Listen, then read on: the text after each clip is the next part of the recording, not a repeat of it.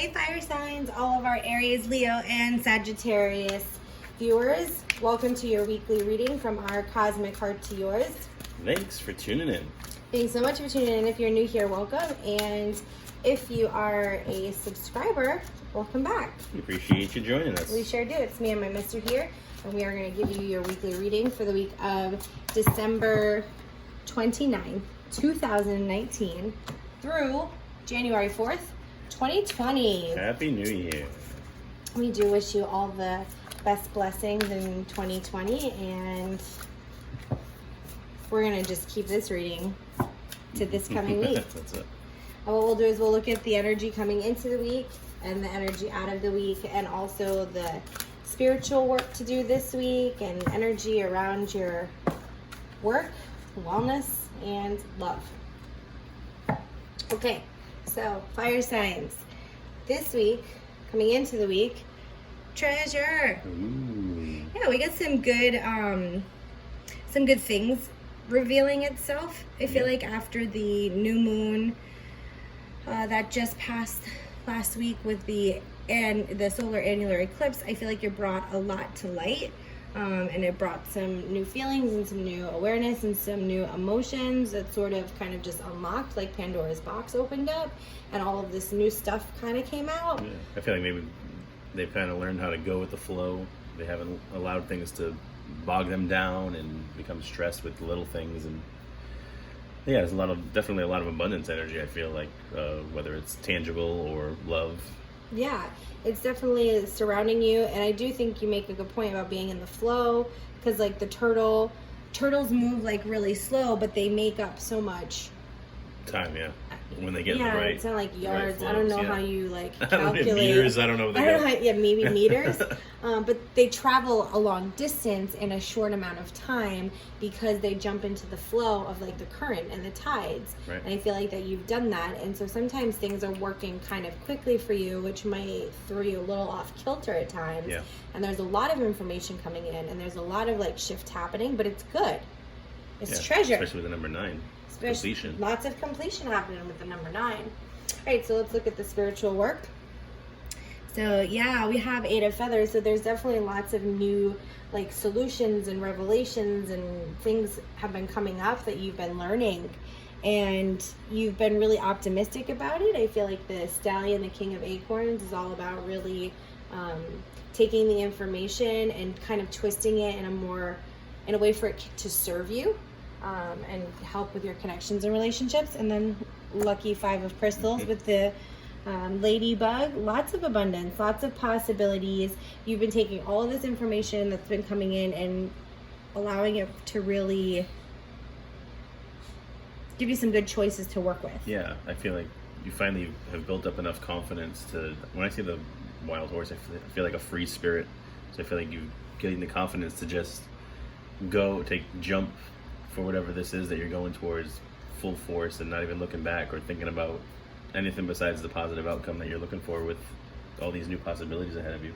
Yeah, and with all of these possibilities, of course, comes choices, and I think that's where the overwhelm came from, because it's like you do have a lot of choices to choose from, and there's a lot of different ways that this can go. And so it's important to realize that, number one, not to get stuck in one specific way of things going, because you live in an unlimited universe. So everything has more than one way of working itself out. And when you find yourself like totally focused on it having to be one way, let that be an indicator that like you're not seeing things clearly.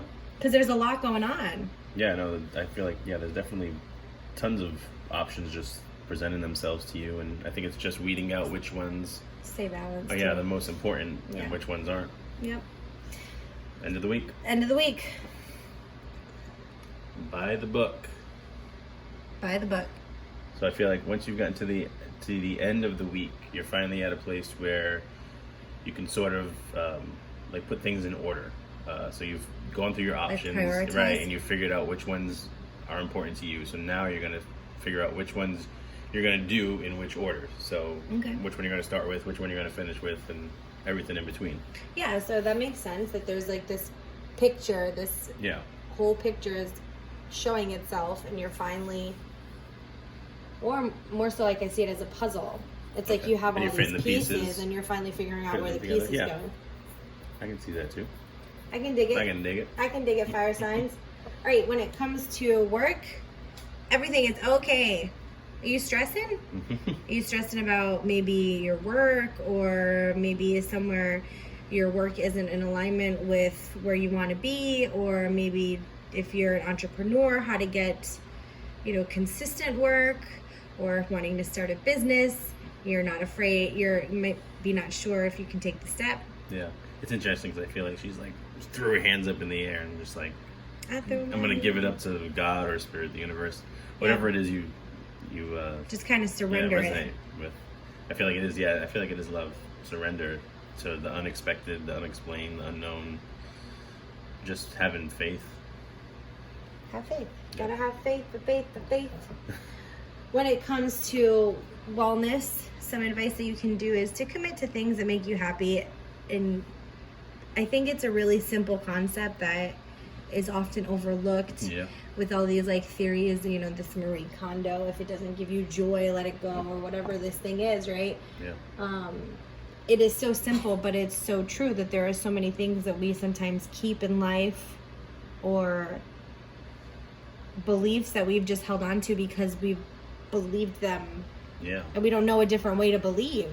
Right. And we don't realize that it's kind of just bringing us down and lowering our vibration. So this is really asking you to be aware of the things that are raising your vibration and commit to things that make you happy, make you feel lifted, and make you feel empowered. Right. I was going to say, like, you can feel the difference when you have a bunch of negative energies on you, how much weighed down you how feel. How heavy it feels. Yeah, and then when you have a lot of happiness and love going on around you, how light and airy you feel. Yeah, and it's just a matter of choice. Right. So commit to things that make you happy. And when it comes to love, what about love? True love. Yeah. We've been talking a lot. I've been talking a lot just about this true love type of thing. We live in just this culture where like love is oversaturated or underappreciated, and it's just become this misunderstood concept, I feel like. And it is simple when we say commit to happiness and true love. Like, I think that's where you find love, and that's where you find love in your relationships and love in your life, is when you just keep things really simplified and just like speak the truth of your feelings. I feel like it usually happens in the most unexpected time or in the most unexpected way. Yeah. So I feel like it's not because about it's just looking, in the simplicity of the day. It's not about looking for it and obsessing over it and getting distracted by it. It's just allowing the space for it to come freely to you. Yes, cultivate a space for it to grow. Right. I agree.